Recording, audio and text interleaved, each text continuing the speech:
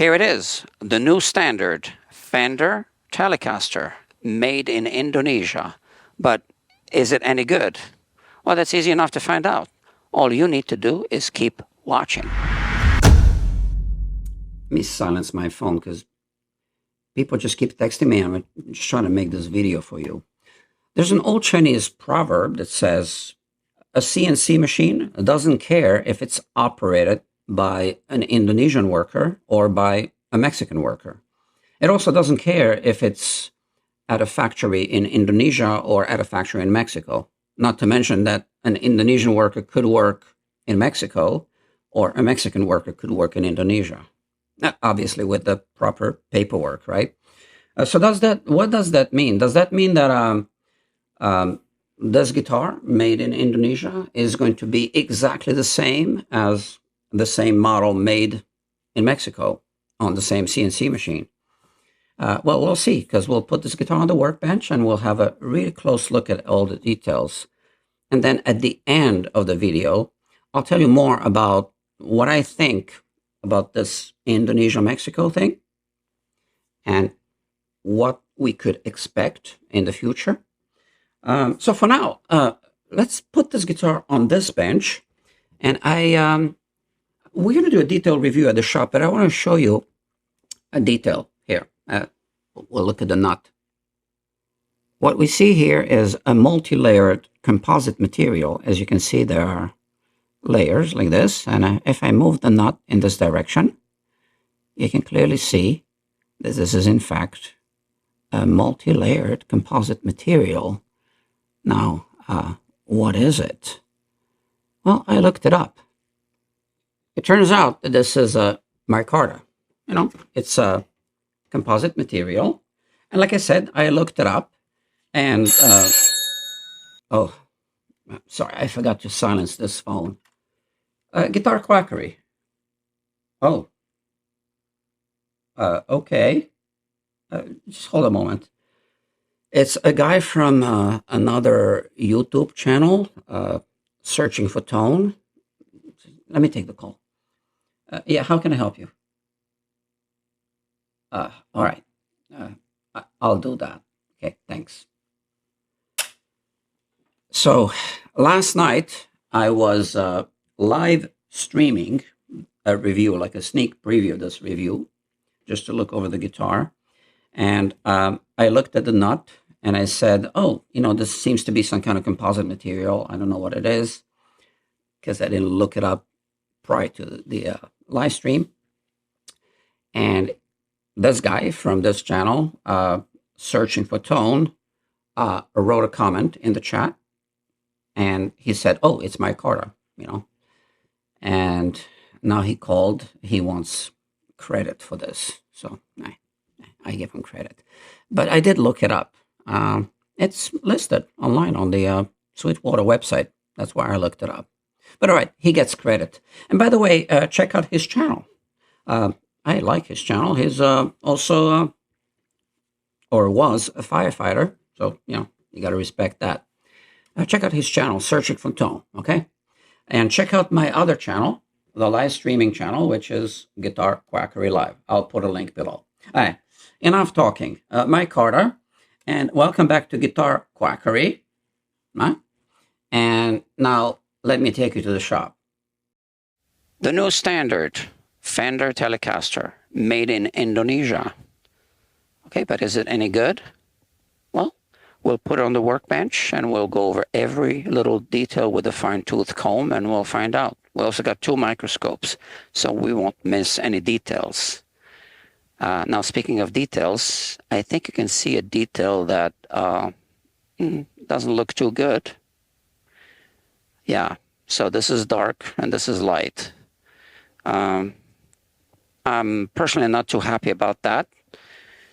It seems that they, so this is a 3-piece body. It seems that they just assembled a random pieces of wood without paying any attention.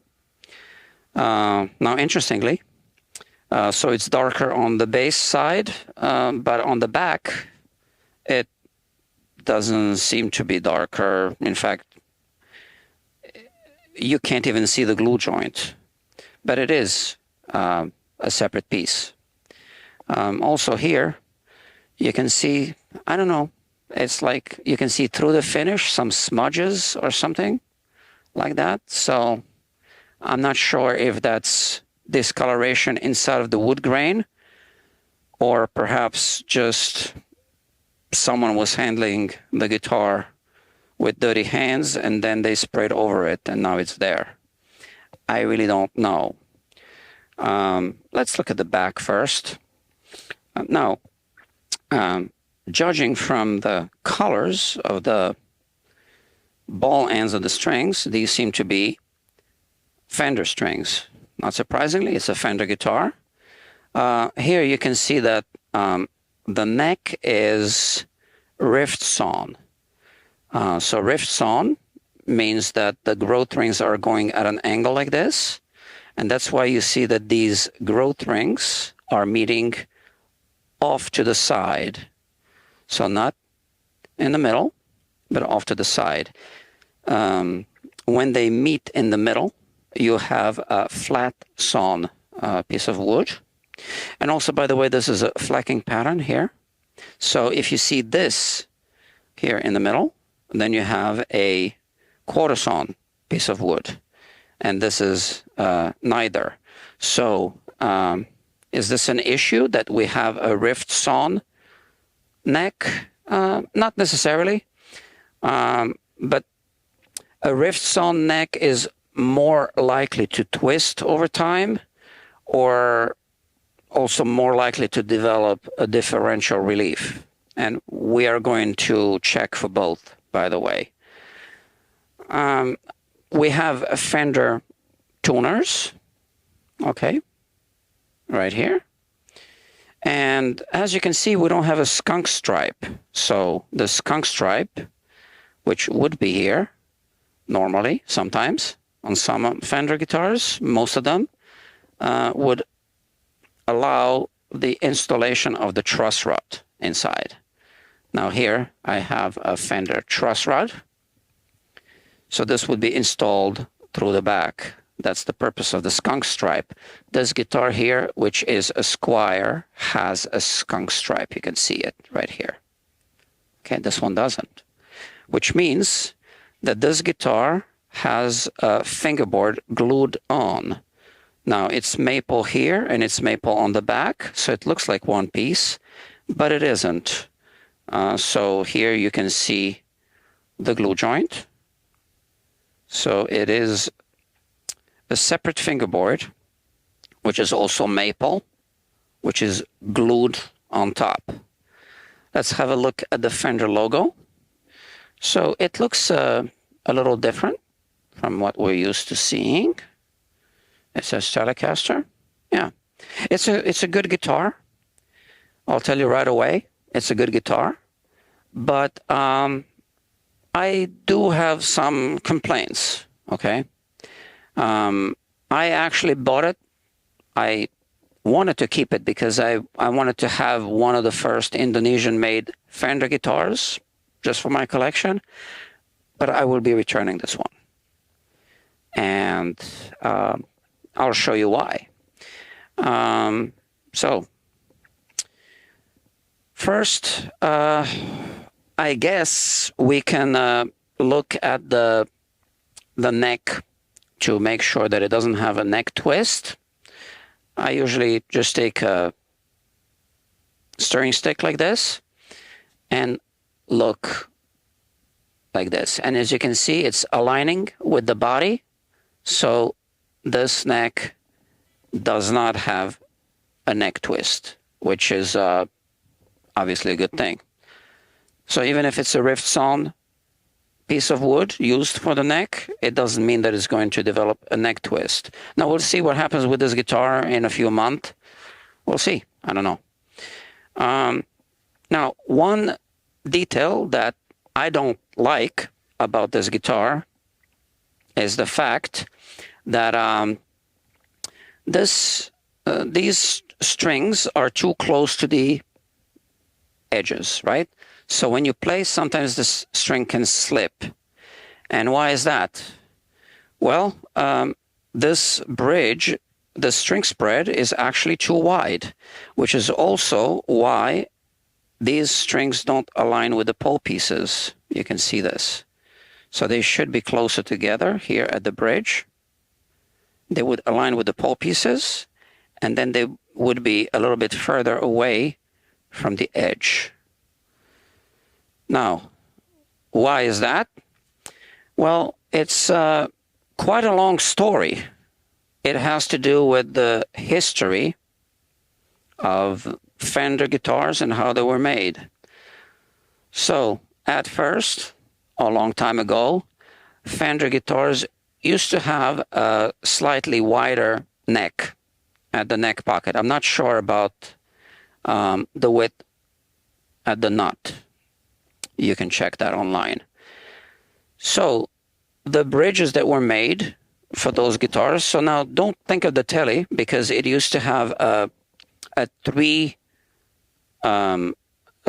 saddle bridge, right? The old Telecasters, but the Strats, they had 6 saddles, and those saddles were of a certain width, each one of them, and they were made for that wider neck. Then they reproportioned the neck and they made it narrower. But it takes a lot of retooling, and it's very expensive to now start producing new saddles and new bridge plates and new pickups for the reproportioned guitar. So I read online. In fact, it was one of my viewers that made a comment that Leo Fender was too cheap and that he decided to just keep the old hardware. Now, ironically, sometimes when they make a vintage spec Strat, they make it with the wide string spread on a narrow neck. And that's why sometimes you have string slippage. But you can buy a replacement bridge assembly with 6 new saddles, and that would be the narrow one. Now, the narrow one should be 2 1/16 of an inch string spread, and the wide one is 2 3/16 of an inch string spread. So let's take a measurement here. Now, I already measured this. I have a caliper right here, and let's turn it on, and we are zeroed out, right? So now when we measure from this string to this string here, it's going to show us that it's 2 3/16 of an inch. Now, if I push the caliper in this direction, and you see quite a few increments, it's by 1/8 of an inch less. 2 1/16 of an inch would be a difference by this much, and that's quite a difference. Or if I start measuring from this string, you can see where this falls over here. So this would put the strings closer together, and they would go over the pole piece, all of the pole pieces, and they would not be slipping off the side of the neck. So this guitar is called the new standard, So if they want this to be the standard, I don't know what to tell you. Why did they choose this to be the standard? Now, are all Fender Telecaster guitars made with 2 3/16 inch string spread at the bridge? No. In fact, I have one right here, which I can show you later, which has the 2 1/16 inch string spread. We'll look at that one later. But, you know, this is how it is. Okay, let's talk about some good stuff, and then let's talk about some bad stuff again, because I did look over this guitar already. So the frets are really good, okay? They are much better than what I'm used to seeing on Mexican Fender guitars. So no fret sprout whatsoever, no sharp frets, nothing. They're very smooth. Okay, very smooth. Also, let's measure the radius of this fingerboard. So it should be 9.5. Now we can measure the radius of the fingerboard, and then we'll measure the radius of the frets. So to do that, I just put this radius gauge here, for example here, on the fingerboard itself. Let's just move the camera a little closer and zoom in so we can see. And now with a feeler gauge, I can check first in the middle if the feeler gauge can be inserted. It cannot. And then on the two sides, it cannot be inserted. So this confirms that the radius of the fingerboard is 9.5 inches. Now let's place it over this fret. And let's check the sides. It's a tight fit. And let's check the middle. It doesn't fit. Okay, I cannot push it through. Now, just to show you, if I take 7.25 inch radius gauge and I place it over a fret, same fret, we are going to see a gap in the middle, and it's going to be tight on the two sides. And if we take a 12-inch radius gauge, it's going to be the other way around. Let's measure the same fret. So it doesn't fit through the middle, but we have gaps on the side. Okay? So why are we talking about this? Well, because on 95%, I'm just making that number up based on, experience. So almost all Mexican Fenders have over-radiused frets. And the radius of the fingerboard is 9.5 inches, but the radius of the frets is less, which means the frets are more curved, which means you need to set up the action a little bit high on the treble side in order to bend over the radius without fretting out. And often I actually do a service where I need to do a full level crown and polish on a brand new Mexican Fender guitar to correct the fret radius into the correct one, which should be 9.5 inches, which I do with this tool, which is a sanding beam with a 9.5 inch radius right on spec. Okay, and that's a costly procedure just to be able to put the action really low. Now, this is a maple fingerboard, which means it has a finish on top. There are two ways of doing this. One is to install the frets first and then spray the finish, and then buff the finish off the tops of the frets. That's the cheap way of doing it. And then there's the better way of doing it, which is to spray the finish on the fingerboard first, then cut the fret slots, and then install the frets. And this is how this guitar was made. Now, the frets are still slightly over-radiused. And I can show you this with the feeler gauge. Now, that's not necessarily a bad thing, but I can kind of almost, let me put it here, tightly insert the feeler gauge here. Not even here. Here. Okay? There's a little gap here. Okay? They do this to avoid gaps here, because you don't want to have a gap here because the string can get stuck under the fret when you solo. Okay? And I guess especially if you have a wide bridge like this one does. That's that. I want to look at the electronics, and then we'll look at the frets and at the nut through the microscope. Or should we do it the other way around? Why don't we look at the nut first? I keep changing my mind.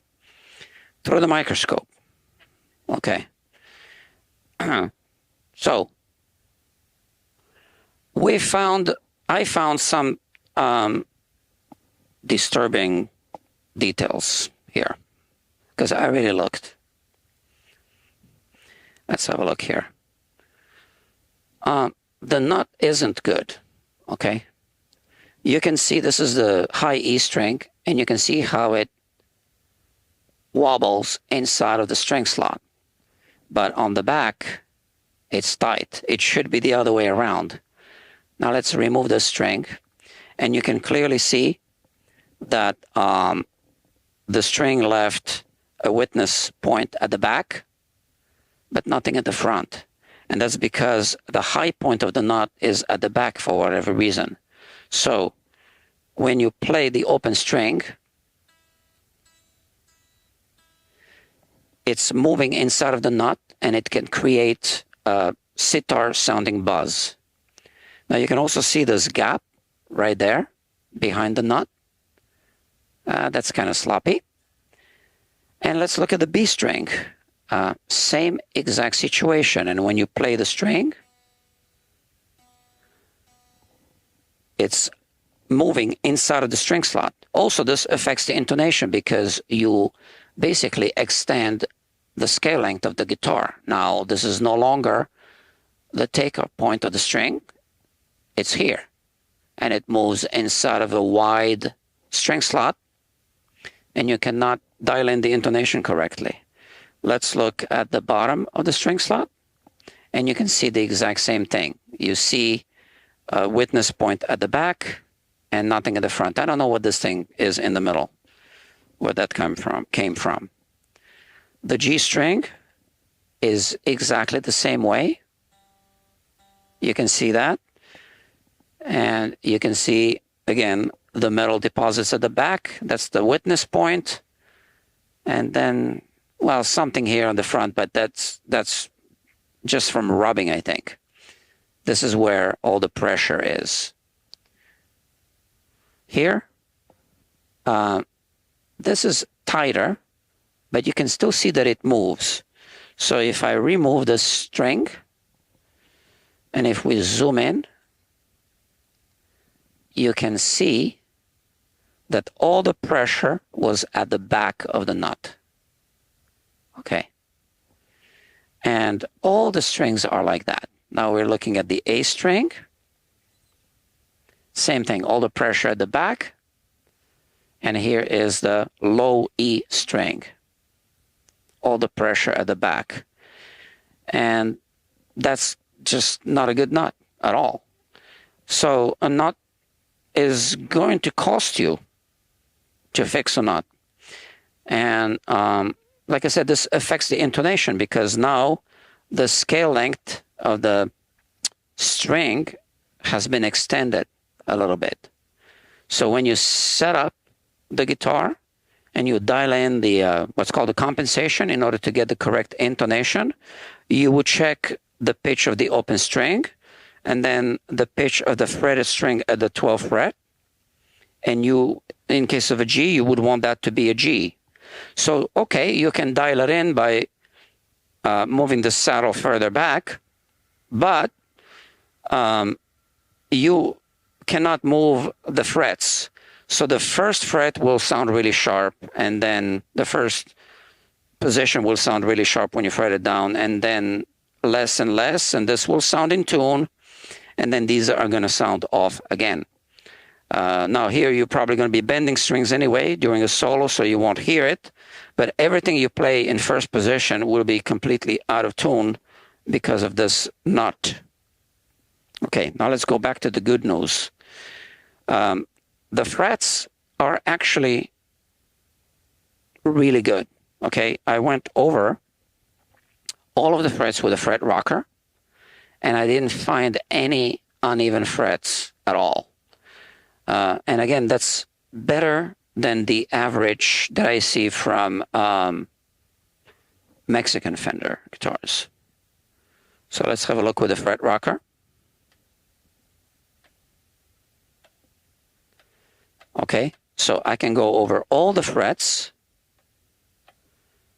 and you will see that I don't see any rocking whatsoever. I went over all of them. Now, that's actually very good, right? So you're just going to have to trust me. I did all this already. Now let's look at the relief. Now the relief is adjustable, right? You can tighten or release the truss rod. But because we have a rift sawn piece of wood, I want to make sure that we don't have a differential relief. And this we check with feeler gauges and a straight edge. Okay, so let's take this one for starters, and let's check the bass side first, right here on the 8th fret. So this is passing through, okay? And the next one, not. So once again, this one is passing through. This is 12 1/1000ths of an inch. Let's look at the other side. It's passing. Now the next one, which is 13, is passing a little bit. It's tight. And 14 is not. So once again, we see that 13 1/1000ths of an inch does pass, okay? And I want to grab it like this, and then I want to show it here, just to document it. You can see this is, in fact, 13 1/1000ths of an inch. Now, what would happen if we tighten the truss rod because we have too much relief? Well, it might adjust it so that we have the same relief on both sides, or there might be a difference. Now, the difference here is so minimal that is completely not going to affect playability in any way on this particular guitar. We want to look at the height of the nut, and that I can show you from this view. So the way we do it, well, we can do it in many different ways, but the way I like to do it is I like to use this, it's called a dial indicator. So this, when I push this, you can see that the needle moves, okay? And what we want to measure is how much space is left after I push onto against the 2nd fret, how much space is left between the string and the 1st fret. Now you can see that there is, in fact, space on all of them. It should be minimal space. And this will be used to measure how much space. Now, again, I put it over the string, push down against the 2nd fret, and this is humongous space. It should just be about 2, maybe 4 or 5 check marks at the most. So this is not quite as much. This is humongous space. And, you know, all Fender guitars are kind of like that. Not necessarily as high as what we see here. Okay, so why is that important? Well, first of all, when you have a really high nut and you play the notes, against the frets, these will play sharp because you are adding a little bit of tension to the string. So when you add tension to the string, it's like when you're bending string, the pitch goes up. So even now you're adding tension, right? And also, as you know, it's easier to bend the string right in the middle than it is to bend next to the nut, next to the anchoring point. So it's the same thing as high action in first position is really tough on the fingers. Not so much here, right? So now, I want to take the strings off and show you the nut through the other microscope without the strings on, so we can look from the side. But why don't we look at the electronics while we're still here? And let's open this.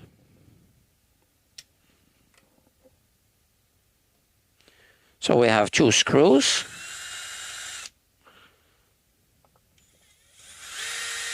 Oh yeah, I did notice a little bit of a blemish of some sort right here. I noticed that before. I don't know what that is. I personally think it's kind of cool. If it doesn't peel off, this makes it unique to this guitar. But it is a quality control issue, technically speaking. So let's look inside. And what we have here is spaghetti wiring. I'm not a big fan of that. There's really no reason why a Tele should be wired like this. And we have what we call the import switch. Again, not surprisingly. Now, the soldering work is amateur work. This is really not good work at all. We see here on the inside that one of the ground wires is connected to the cavity, and the cavity is black. Now, we want to test if this is conductive paint. And we can do a very simple test with a multimeter, which I have right here. Now, I will explain how this works first.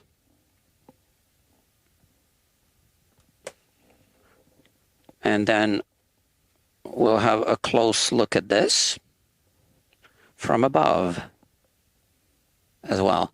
So here you can see how this ground wire is connected to this, and then this is touching the black paint.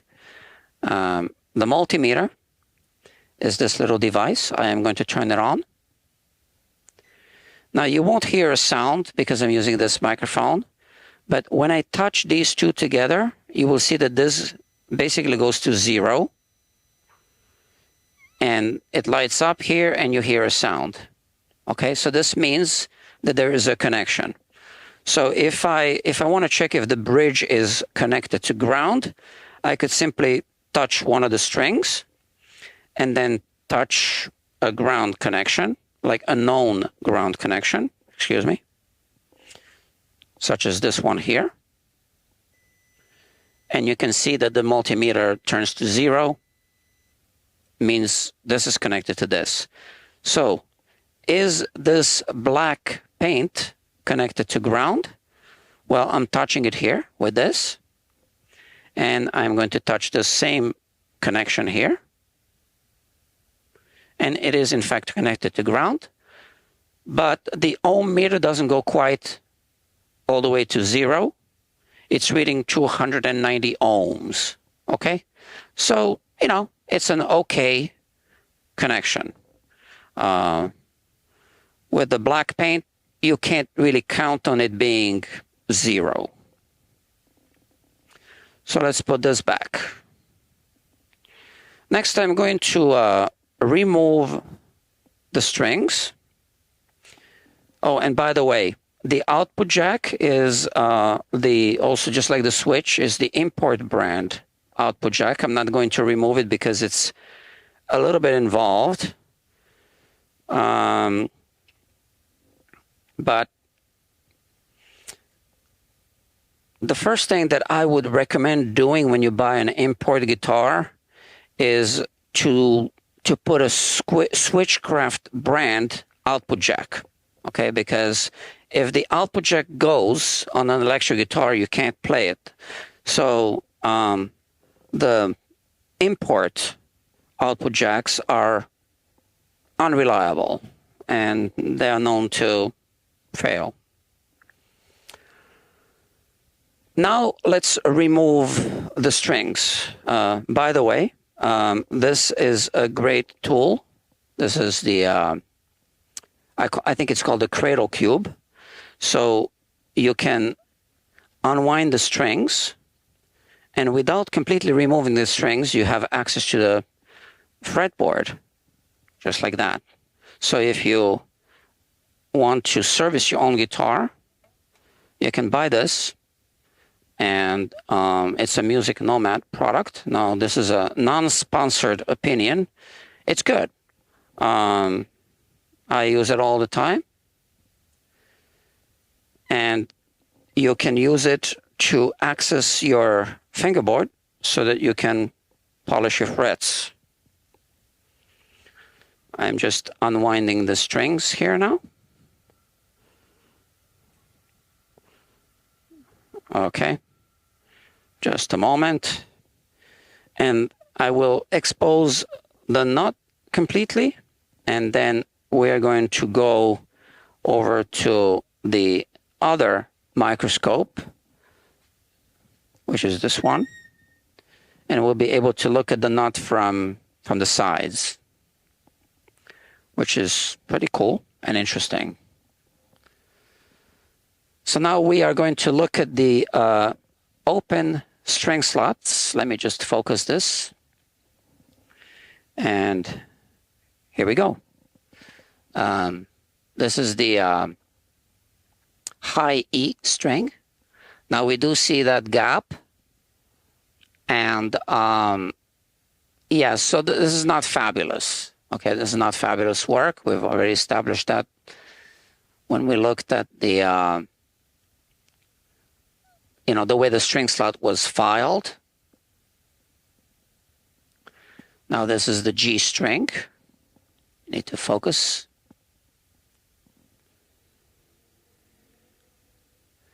We have the D string right here.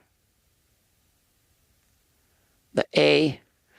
It almost looks like they used some kind of lubricant.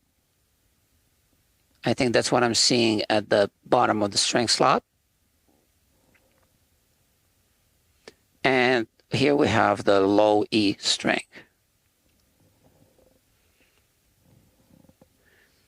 Okay. That's that. Am I forgetting anything? Yes, I am. We want to look at the fret ends. So I did say that I don't feel any sharp frets. And I must say that they did take their time to do a good fret end dressing job on this guitar. Now, will all guitars be like this? I don't know. But this one is. So here we are looking at the second fret, and you can see if I zoom in here, the fret ends have been filed. Okay, very well actually filed. Okay, and this has been rounded off a little bit. Now, you could argue that this isn't too good, but we are looking through a microscope. You wouldn't even see that without the microscope. It looks like the edges are rolled off a little bit, and it's a better job than what I've seen on some even U.S. Fenders that have rolled fingerboards. So you can see they filed this one as well. That's the third fret. Let's just look at one more fret. Here we have the fourth fret. Okay? That's right here. You can see they filed it. Now let's look at the crown of the fret. We see some tool marks, some scratches. So it looks like they were using sandpaper up and down, maybe, the fingerboard. Or maybe they even leveled the frets with a sanding beam. That might be it. And that might explain why all the frets are even. And if they, in fact, did that, that's impressive. So I would imagine on a factory floor, how would they do this effectively?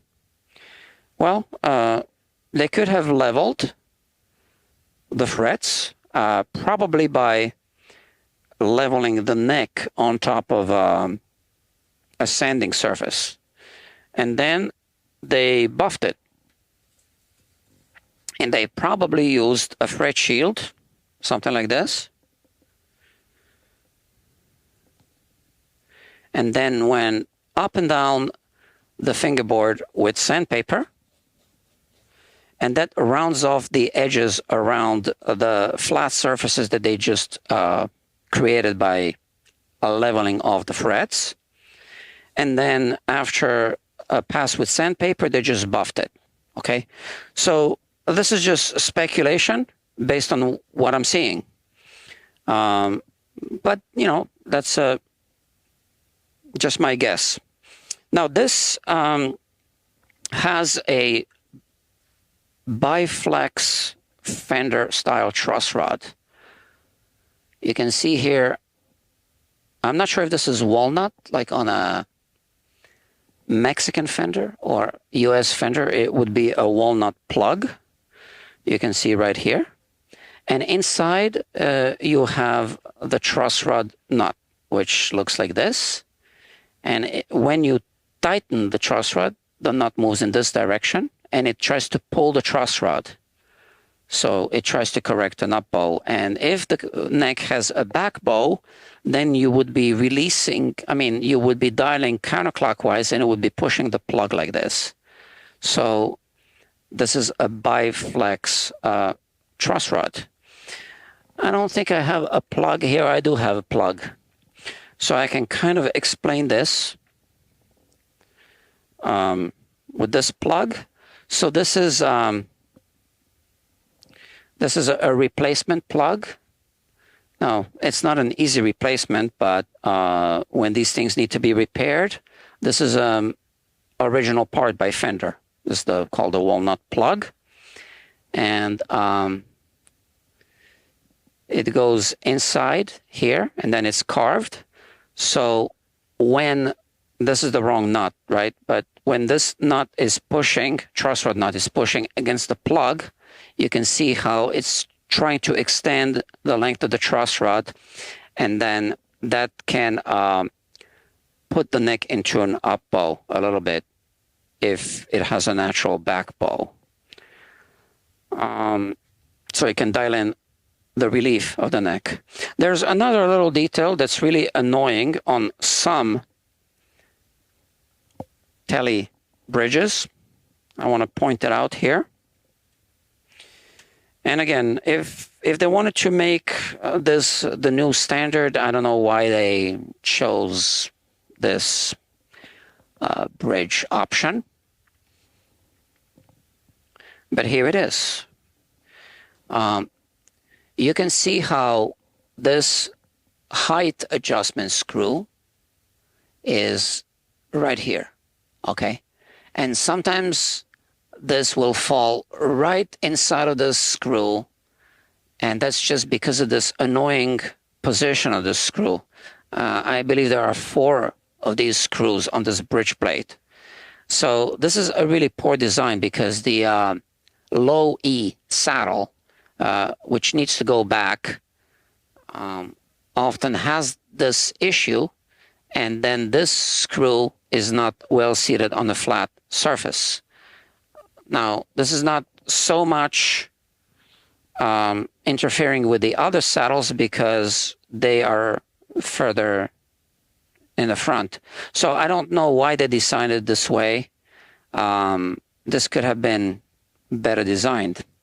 Oh, and one more thing. A Strat guitar can be corrected. A Strat guitar that comes with a wide bridge can be corrected if the string is slipping, right? By replacing the bridge, and you put a bridge with a string spread of 2 1/16 inch string spread. Now, the question that might be on your mind is, can this be corrected? Can we just put a bridge with a narrow string spread? And the answer is not really, not easily. And that's because, as you know, the strings are going through the body.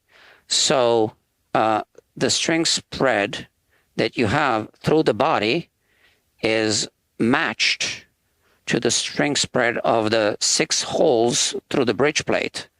Now you could come up with a creative solution, but it really is not an easy fix.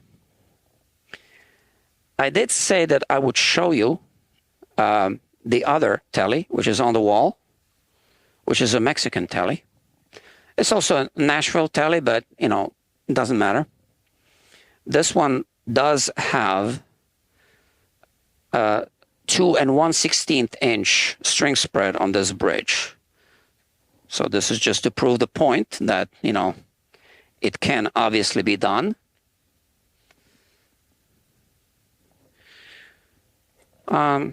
So I have it here on the bench, and again, I'm going to use this caliper. Now it's important to zero out the caliper. So when you turn it on, make sure it's at 0. And now, let's just measure this. Now this guitar doesn't have strings on, so you see the saddles are moving. So let's just put it at 2 1/16. And this is 2 1/8, so 2 1/16 is less. Okay, next increment, that's it. Okay, and now I'm going to lock it here. And as you can see, from this point to this point, this is what it is. It's 2 1/16. So now, just to show you, if we increase the distance to 2 3/16, it's quite a bit. And now you go from the E string, you see where this is falling. So if you put a wide bridge on this guitar, the string spread would be from about here to about here. Okay, it's hard to position this. And then you might have the same issue with the string slipping off to the side. I don't know what to tell you. They wanted to make this the new standard, but I think that this one point is the one that worries me the most. I looked at 3 guitars at the store. 2 of them were Strats, and 1 of them was a Tele. I bought the Tele. I wanted to keep it because I like Teles, and I just wanted to have one of the first ever made in Indonesia. So I might replace it because, you know, I don't like the body. I don't like that discoloration of the body. And then I might do something myself. But the Strats had the 2 1/16 inch string spread. And I could see that without measuring by looking at the 2 guitars side by side. So why did they decide to do this on the Tele? I don't know. That's it. I don't think that I forgot to show you anything. This is the technical review of the brand new Tele made in Indonesia, the new standard.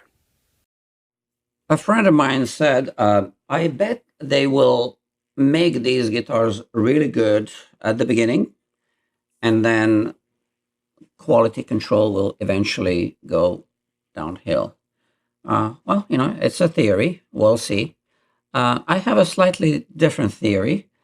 I think that since they've been making Squire guitars in Indonesia for quite a while, they have experienced workers. And I believe that they put their best workers to work on the Fender line now. Okay, that would kind of make sense. So, for example, the person who did these frets did an excellent job. And you can tell that this person really cared about the results, you know, the way that the frets are filed, and, you know, they're really good. Much better than Mexican Fender guitars, for sure. The person who did the nut, I don't know, I'm kind of puzzled about that. So, I don't know. I need to look at some other guitars from that factory. Now, the choice of the bridge string spacing was not their choice. that came from above. And that really bothers me on this guitar. So I wanted to buy for myself, for my own collection, this guitar. One of the early ones, just to have it. But I'm disappointed about this string spacing. So I might exchange it for another Tele. And then if I do, I will make a modification video for you. It won't be easy to modify this, but it's possible. And, videos take a long time. So if you want to support this work, you can support me by clicking some of the links below, like buy me a coffee, or you can tell your friends about this channel. You can go on guitar forums and tell everyone that this channel exists. This way I have more subscribers, I can get sponsors, etc. You can also buy some Guitar Quackery merch. There's links to do that. Make sure you subscribe if you haven't subscribed yet. But yeah, so that's that. Now, I might just exchange it for a Strat. I really want to have one for my own collection. And if I do exchange it for a Strat, obviously I'll make a review for you. Is there anything else to say about this? No. So for now, thank you for watching, and I'll see you soon.